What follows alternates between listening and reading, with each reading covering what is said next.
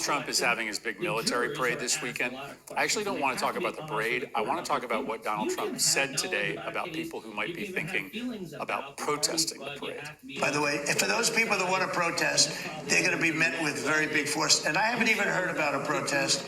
But, you know, this is people that hate our country, but they will be met with very heavy force. So what Donald Trump just said there is scary, right? Donald Trump is saying that he is going to respond to peaceful protests of his military parade with force, either from law enforcement or from the military. That is authoritarian shit, right? In the United States of America, you get to peacefully protest.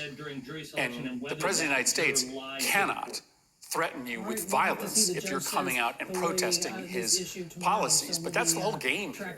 You're seeing it super clear now.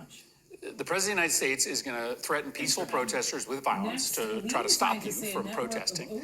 And then at the same time, he is going to celebrate, endorse, and excuse violence when it's carried out on his behalf, like it was on January 6th. When you listen to people like me talking about the fact that we could actually lose our democracy, this is what we're talking about.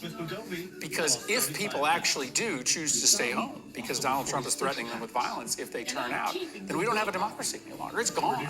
If people feel like they can't exercise their voice, that they can't speak truth to power.